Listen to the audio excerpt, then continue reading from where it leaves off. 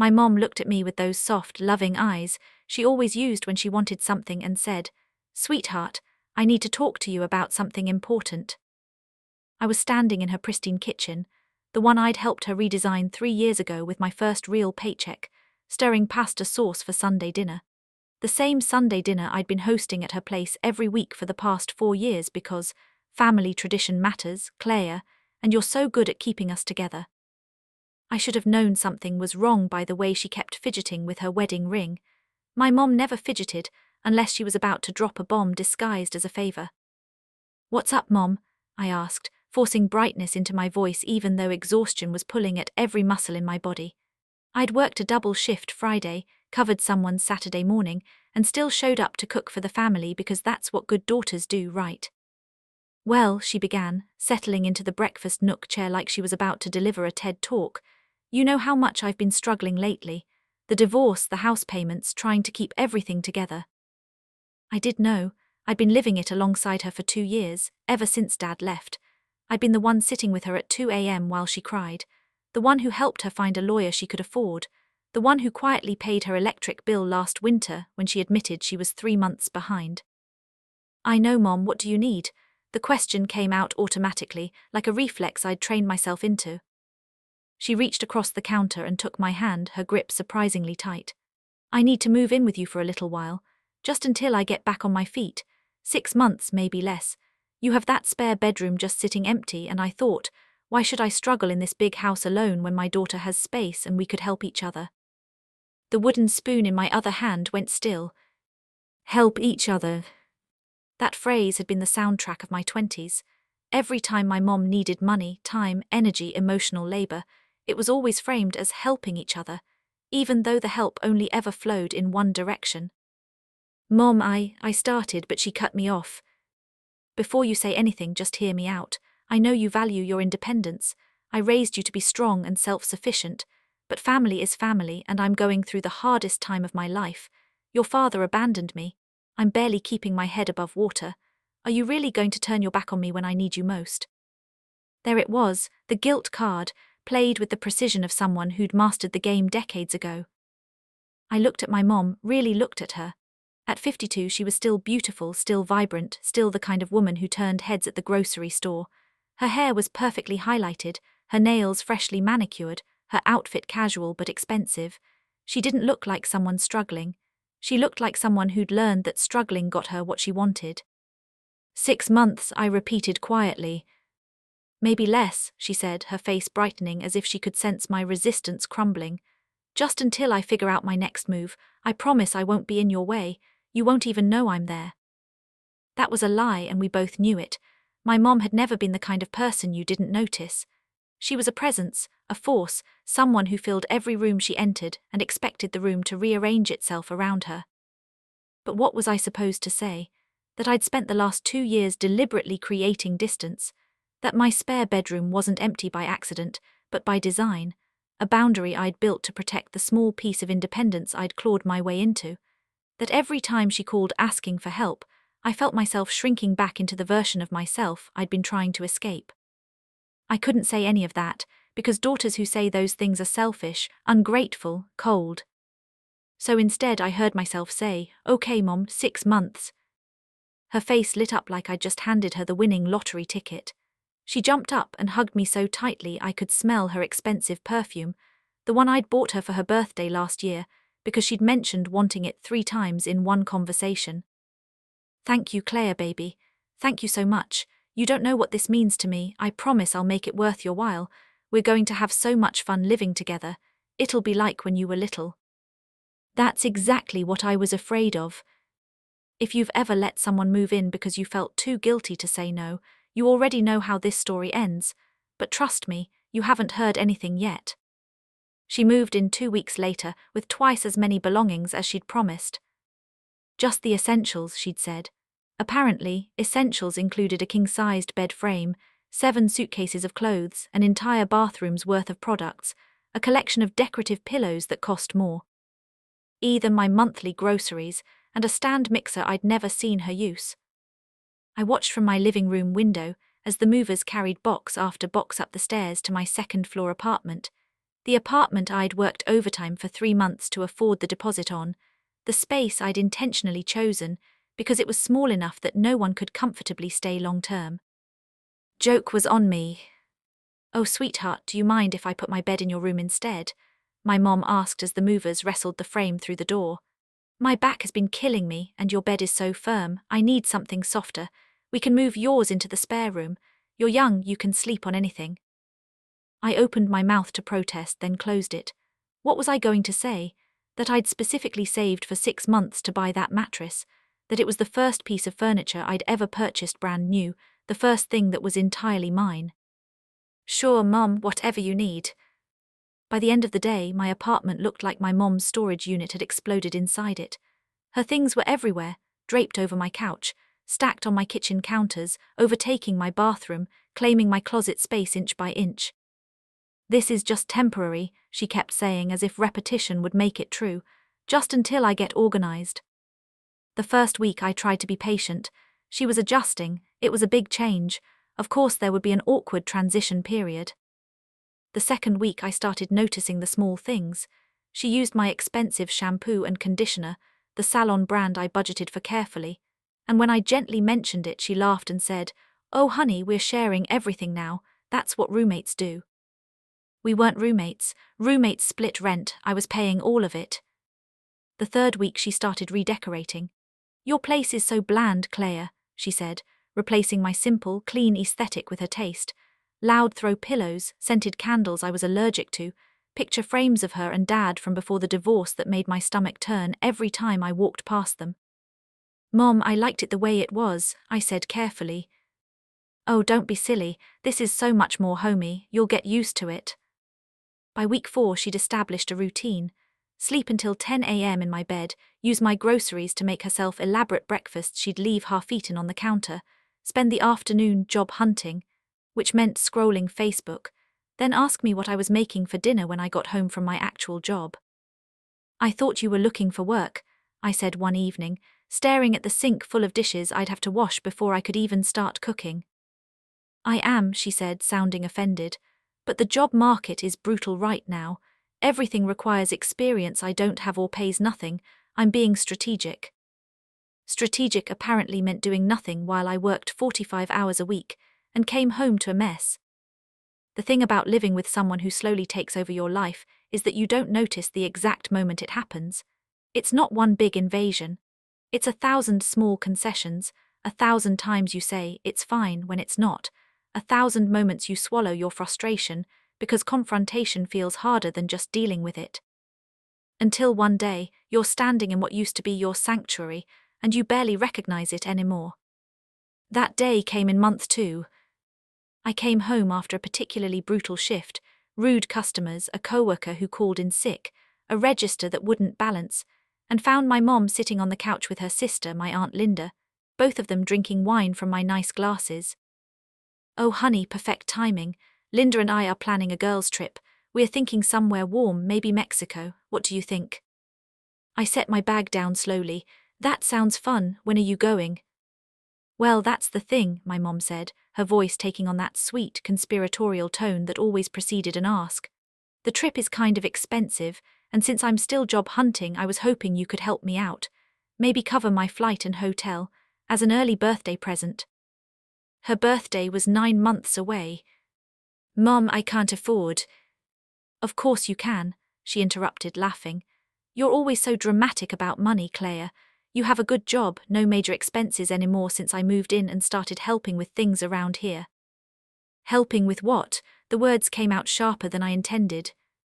Both women looked at me like I'd just cursed in church. "Excuse me," my mom said quietly. "What exactly have you been helping with? Because I pay all the rent, all the utilities, all the groceries. I clean, I cook, I work full-time while you— What? Sleep in my bed and use my things and now want me to fund your vacation?" The silence that followed was arctic. Aunt Linda stood up, gathering her purse. "I think I should go." "No, stay," my mom said, her eyes never leaving mine. "I think my daughter needs to explain why she's being so cruel." That word landed like a slap. "I'm not being cruel, Mom, I'm being honest. You said 6 months and it's been 2 months, she shouted. 2 months and you're already counting, already making me feel like a burden. After everything I did for you, I raised you, I sacrificed everything for you. And this is how you repay me? By throwing money in my face and acting like I'm some kind of freeloader. My hands were shaking. That's not what I...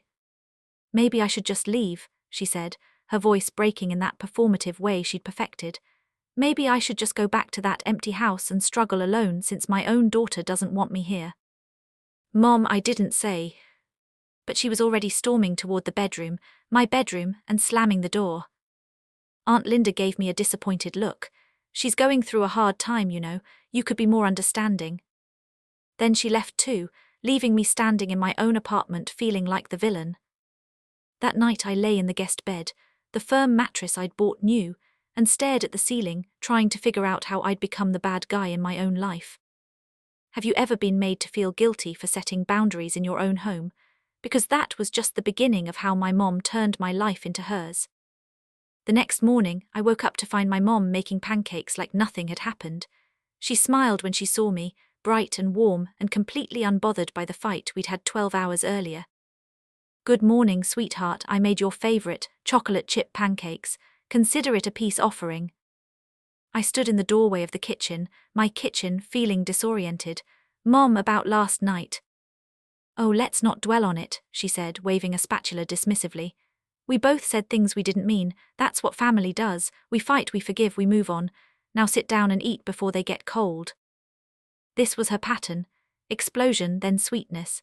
Guilt, then gifts. Keep me off balance so I never knew which version of her I was getting, so I'd always be walking on eggshells trying to avoid the next storm. I ate the pancakes in silence while she chatted about her day, her plans, her thoughts, none of which included job applications or apartment hunting. The weeks that followed blurred into a routine I hadn't agreed to but couldn't seem to escape. I'd come home from work to find her redecorating again, or having friends over without asking, or borrowing my clothes, my car, my credit card, just for emergencies. Every time I tried to push back, she'd either explode or collapse into tears, and somehow I'd end up apologizing for being insensitive to what she was going through. Month 3 arrived, and with it the first real crack in my resolve. I came home to find boxes stacked in the hallway, my boxes, the ones I'd carefully packed and stored in the closet. Personal things, yearbooks, journals, photos from college, mementos from my first apartment. What are these doing out here? I asked, trying to keep my voice calm. My mom emerged from the spare room wearing one of my sweaters. Oh, I needed more closet space, so I moved some of your old stuff out. Most of it is junk anyway. You should probably throw it away. I was thinking of using that closet for my winter clothes. No. The word came out harder than I'd ever spoken to her. She blinked. Excuse me. No, I repeated, my heart pounding. You don't get to go through my personal belongings. You don't get to decide what's junk. This is my apartment and those are my things and you need to put them back. Her face shifted through several expressions, surprise, offense, hurt, before settling on wounded disbelief. I can't believe you're talking to me like this. I'm your mother. And I'm an adult with boundaries that you keep crossing. Boundaries, she repeated, laughing bitterly. You sound like one of those therapists on TikTok. Next, you'll be telling me I'm toxic or narcissistic or whatever buzzword is trending this week. Mom. No, clearly I've overstayed my welcome.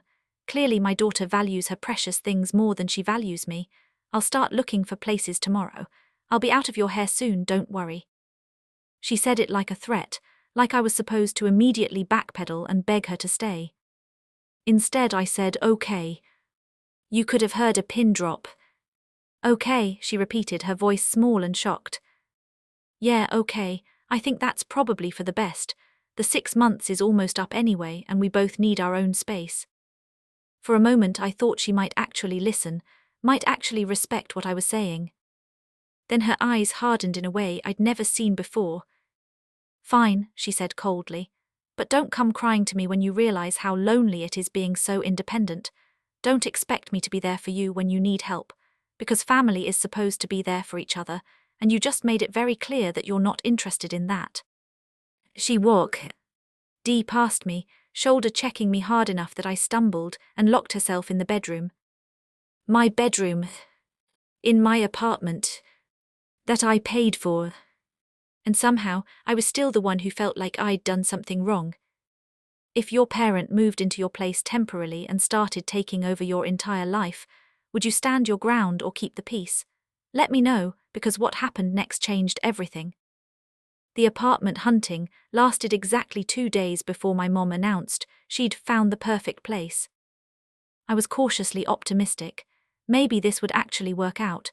Maybe we'd both get our space back and could rebuild our relationship from a healthier distance. Then she told me where it was. It's just 3 blocks away, she said excitedly, showing me photos on her phone of a charming studio apartment with exposed brick and big windows. We can still see each other all the time, have our Sunday dinners be close but independent. Isn't that perfect? My stomach sank. 3 blocks wasn't distance. 3 blocks was close enough for her to drop by unannounced, close enough for I was in the neighborhood to become a daily occurrence, close enough that I'd never actually be free. That's really close, I said carefully. I know, I thought about getting something farther, but then I realized, why would I want to be far from my daughter? Family should be close. There was that word again, family, the word she weaponized every time she wanted something. How much is the rent? I asked, though I already knew what was coming. Her smile faltered slightly. That's the thing, it's a little more than I expected, $1,200 a month, but it's such a perfect place and the landlord is willing to work with me on the deposit if I have a co-signer. Mom, just for the first year, she rushed on. Just until I get established in a job, you wouldn't have to pay anything, you'd just be the co-signer, it's basically nothing. It wasn't nothing, it was legal liability. It was my credit on the line. It was another way for her to tie herself to me financially, to make sure I couldn't walk away without consequences. I need to think about it, I said. Her face hardened instantly. Think about it, I'm your mother, and I'm asking for one small favor after everything I've done for you. But sure, take your time. Think about it while I'm stuck here in your apartment where I'm clearly not wanted. The manipulation was so obvious it almost made me laugh. Almost. I'll let you know tomorrow, I said firmly, and walked out before she could say anything else. I ended up at my best friend Kayla's apartment, the one place I could actually breathe lately. Tell me you're not actually considering co-signing, Kayla said after I'd explained everything, handing me a glass of wine I desperately needed. I don't know, I admitted. If I don't, she'll never leave my place, but if I do, you'll be stuck with her for at least a year, probably more. And when she can't pay rent, because let's be real, she's not actually looking for work, you'll be the one covering it. You know that, right? I did know that. Deep down, I absolutely knew that. She's my mom, Kayla. I can't just abandon her. You're not abandoning her, Kayla said, her voice gentle but firm. You're setting boundaries. There's a difference, a huge difference. Your mom is a grown woman who had a life before you and will have a life after you. She's choosing to depend on you because you let her, because you keep saying yes. What am I supposed to do? Let her be homeless? She won't be homeless. She has options. She has other family, friends, resources. She just doesn't want to use them because you're easier. You're the path of least resistance, and she knows exactly how to make you feel guilty enough to keep giving in. I stared into my wine glass, watching the dark liquid swirl. When did it get like this? We used to have such a good relationship. Did you, Kayla asked quietly, or did you just learn early to be whatever she needed you to be? The question hit me like a physical blow. I thought about my childhood, about always being the easy kid, the one who didn't cause problems, who took care of herself, who made sure mom wasn't stressed. I thought about how I'd learned to read her moods, to anticipate her needs, to make myself small and helpful and accommodating. I'd thought that was love. Maybe it was just survival. I went home that night with Kayla's words echoing in my head. When I opened the door to my apartment, I found my mom on the couch watching TV, my TV, using my streaming accounts, drinking my wine. Hey sweetie, she said without looking away from the screen. There's leftover pizza in the fridge if you're hungry. I ordered from that place you like. With my money from my account without asking. Mum, we need to talk. Can it wait? This is getting to the good part. No, it can't wait. She sighed dramatically and paused the show. Fine, what's so imp? Important. I sat down across from her, my hands clasped together to stop them from shaking. I can't co-sign your lease. The temperature in the room seemed to drop 20 degrees. What? I can't co-sign. I'm sorry, but I can't take on that kind of financial responsibility. You're going to have to find another option. She stared at me for a long moment, her expression unreadable. Then she laughed, a sharp, bitter sound that made my skin crawl. Another option, right, because I have so many of those. She stood up, pacing now. Do you know what it's like to be 52 years old and starting over?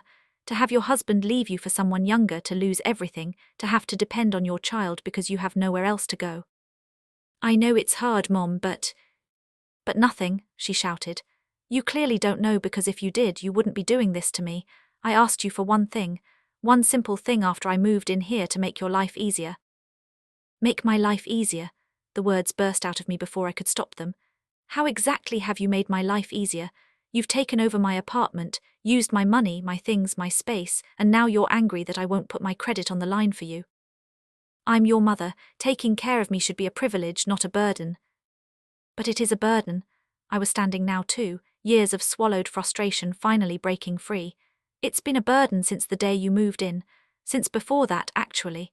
Since every time you called needing money, needing help, needing me to fix something you should have been able to handle yourself.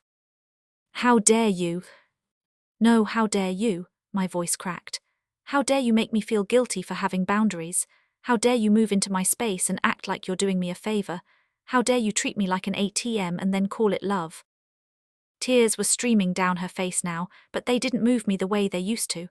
I could see them for what they were, another manipulation tool, another way to make me the villain. Get out, she said quietly, her voice trembling. What? Get out, this is clearly your apartment, your space, your rules, so I'll take my things and go. And when I'm sleeping in my car or on someone's couch, you can feel good about your precious boundaries. Mom, get out, she screamed. Get out right now, I can't even look at you. I grabbed my keys and my phone and left, my whole body shaking. I ended up back at Kayla's, sobbing on her couch while she held me and told me I'd done the right thing. But it didn't feel right. It felt like I'd just blown up my relationship with my mother.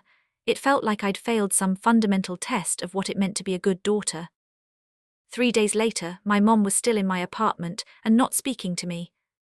She'd refused to leave, claiming she had nowhere to go and no money, conveniently forgetting about the apartment she'd wanted me to co-sign for. When I came home from work, she'd be in the bedroom with the door locked. She'd leave dishes in the sink, her things scattered everywhere, and refuse to acknowledge my existence. It was psychological warfare, and she was winning. On day 4, I came home to find the apartment empty. For a wild, hopeful moment, I thought she'd actually left. Then I saw the note on the counter. Had to go out, took your car to run some errands, be back later. Mom. She'd taken my car, without asking, after days of giving me the silent treatment. I called her immediately. It went to voicemail. I called again, voicemail. 30 minutes later, she finally texted back, "Relax, just getting groceries, we'll be home soon." She came back 4 hours later with 3 small bags of groceries and a new haircut that probably cost more than everything in those bags combined. You got your hair done? I asked, staring at her highlighted, professionally styled hair. I needed to feel better about myself, she said defensively. Sue me for practicing self-care. With what money, Mom? You said you had nothing. I had a little saved. Not that it's any of your business anymore, since apparently we're not family, just roommates with boundary issues. I wanted to scream, I wanted to throw her out physically, but I was so tired. You need to find somewhere else to live, I said quietly. I'm serious, this isn't working. Fine, she said coldly, but I need time, at least another month to save up for a deposit. 2 weeks, I countered. That's not enough time. Then figure it out, call Aunt Linda, ask friends, do something other than making my life hell because you're angry I won't fund yours. She stared at me with such hatred in that moment that I barely recognized her. You're going to regret this, she said softly. One day you're going to need me and I won't be there, and you'll remember this moment and realize what you gave up. Then she grabbed her purse and left, taking my car again.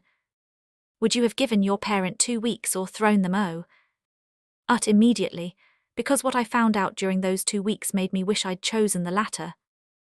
The first discovery came 3 days into the 2-week deadline.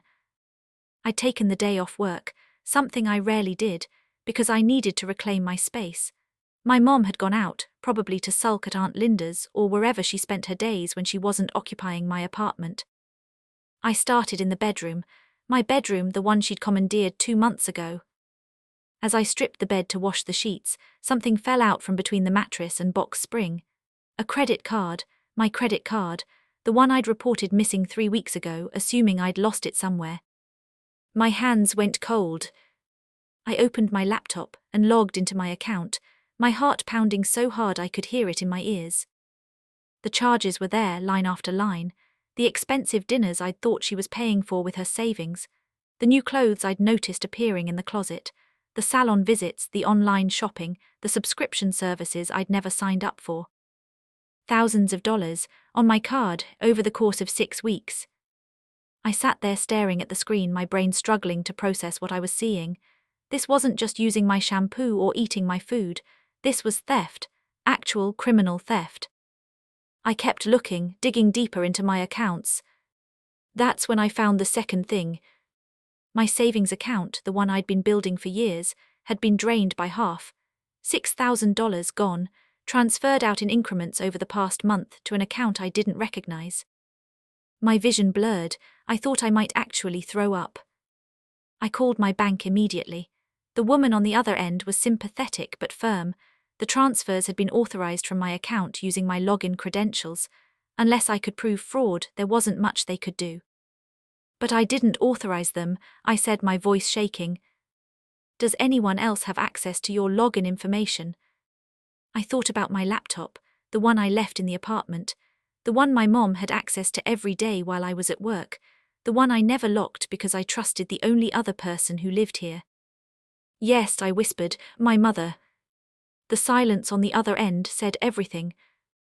When my mom came home that evening, I was waiting for her. The credit card was on the table. The bank statements were printed out beside it. She saw them immediately. I watched her face cycle through surprise, fear, defiance, and finally anger. You went through my things, she asked, her voice sharp with accusation. Your things? I couldn't believe what I was hearing. That's my credit card, Mom, my money, my savings that you stole. I didn't steal anything, she snapped. I borrowed it, I was going to pay you back. When? How? You don't have a job. You've been lying about looking for work while you were busy spending my money. I needed those things, she shouted. Do you know how humiliating it is to have nothing, to have to ask permission for every little thing? I was married for 25 years. I'm used to having my own money, my own life. I shouldn't have to beg my daughter for basic necessities. Basic necessities? I grabbed the credit card statement. $200 dinners, $300 hair appointments, designer clothes. That's not necessities, that's you living like you're still married and comfortable while bleeding me dry. You have plenty of money, you can afford it. That's not the point. The point is you stole from me. You went into my accounts, used my passwords, took my money without asking, and then lied about it. She crossed her arms, her jaw set in that stubborn way I'd seen 1,000 times. Fine, call the police then. Report your own mother for trying to survive. See how that makes you look. The threat hung in the air between us. She knew I wouldn't do it. Knew that the shame of having my mother arrested would be worse than the theft itself. Knew that even now, even after everything, I'd still protect her from consequences. But something had broken in me when I saw those bank statements. Something fundamental had shifted. You have 48 hours to leave, I said, my voice eerily calm. Not 2 weeks, 2 days, and you're going to sign a payment plan for every penny you took, or I will file a police report. You wouldn't dare. Try me. We stared at each other, and for the first time in my life I didn't blink first. She did. Fine, she said, her voice full of venom. I'll go and I'll never forgive you for this. You threw your own mother out over money. That's who you really are. No, Mom, this is who you are. Someone who would steal from her own daughter and then act like the victim when you got caught. She grabbed her purse and stormed out, slamming the door so hard a picture frame fell off the wall and shattered. I stood in the sudden silence of my apartment, surrounded by her scattered belongings and my broken trust, and finally let myself cry. Not because I felt guilty, but because I'd lost my mother long before this moment, and I was only just now letting myself grieve it. Have you ever discovered someone you loved was stealing from you, and had to choose between family loyalty and self-preservation? Tell me what you did, because what came next was the hardest part. The next 48 hours were the longest of my life. My mom didn't come back that night, or the next day. I started to wonder if she'd actually left for good, if maybe I'd finally stood up to her in a way that actually stuck.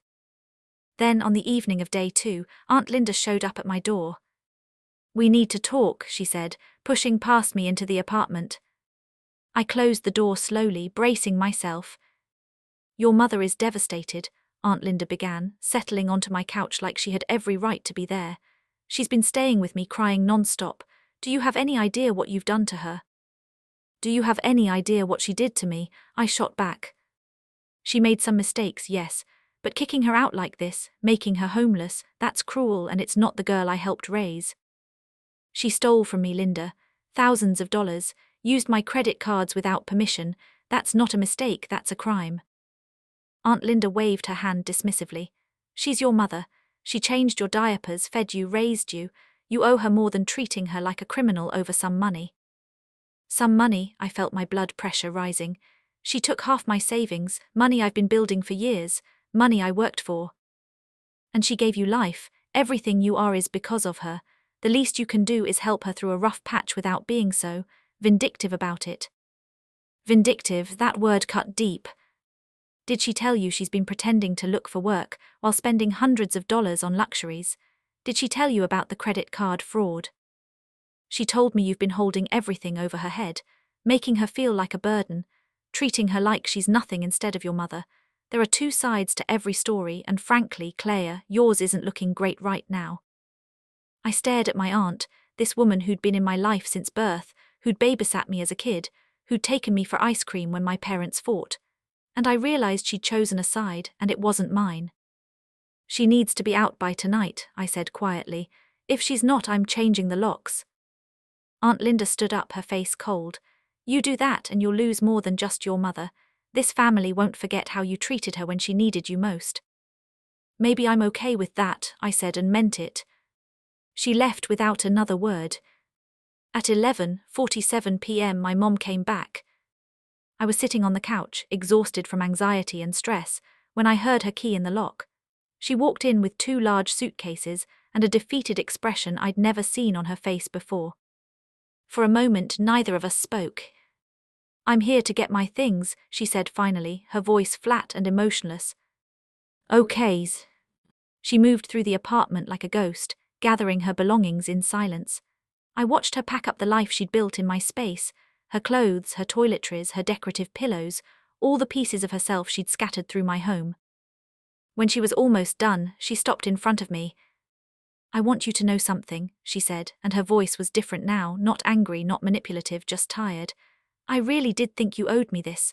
After everything I gave up to raise you, after the life I put on hold to be your mother, I thought you owed me comfort in my old age." "I'm 28, Mom, you're 52, that's not old age." "It feels old when you've lost everything." She zipped up the last suitcase. "I thought we were family. I thought family meant you'd take care of me the way I took care of you." "Family doesn't mean destroying each other," I said softly, "and taking care of someone doesn't mean letting them destroy you." She looked at me for a long moment, and I saw something in her eyes I'd never seen before, actual recognition of what she'd done. Not remorse exactly, but acknowledgement. "I don't think I know how to have a relationship that isn't about what I need," she admitted. "Your father knew that, that's probably why he left, and now you're leaving too." "I'm not leaving, Mom, I'm just not drowning with you anymore." She nodded slowly, then picked up her suitcases. At the door she turned back one last time. "For what it's worth, I am sorry about the money. I'll pay you back somehow. It might take a while, but I will." "I won't hold my breath," I said, not unkindly. "I know." Then she was gone. I locked the door behind her and slid down to the floor, my back against the wood. The apartment was silent in a way it hadn't been in months. I could hear the hum of the refrigerator, the distant sound of traffic, my own breathing. It felt empty. But for the first time in a long time, it also felt like mine. The next few weeks, I slowly reclaimed my space. I moved my bed back into my bedroom. I put my things back in their proper places. I cleared out her decorations and replaced them with mine. I changed my passwords, froze my credit, and set up alerts on all my accounts. I also filed a police report. Not because I wanted her arrested, but because I needed a paper trail. The officer who took my statement was sympathetic but honest. Family theft cases rarely go anywhere unless you're willing to prosecute. I just want it documented, I said, in case this happens again. Smart, he replied. My mom did eventually start paying me back, $10 here, $20 there, deposited into my account with no message attached.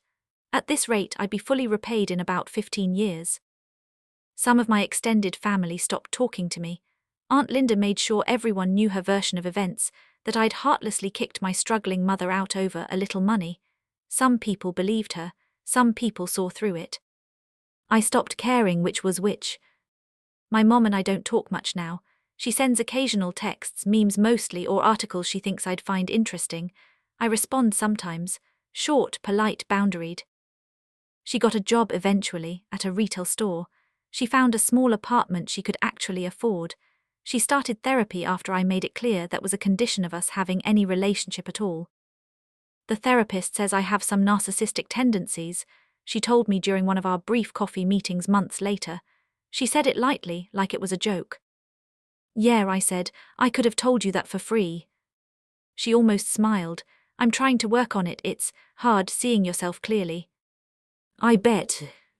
We weren't close, we probably never would be again, not the way we'd been when I was young and didn't know better, but we were cordial, civil, careful. And honestly, that felt healthier than any closeness we'd ever had. Because the closeness had always required me to set myself on fire to keep her warm. Now I keep my fire for myself. My apartment is mine again, my money is mine, my life is mine. And when I look around at the space I've built, the boundaries I've set, the self-respect I've clawed back inch by painful inch, I don't feel guilty anymore. I feel free. So here's my final question. Is it selfish to choose yourself over family, or is it the bravest thing you can do? Because I chose myself, and I've never slept better in my life.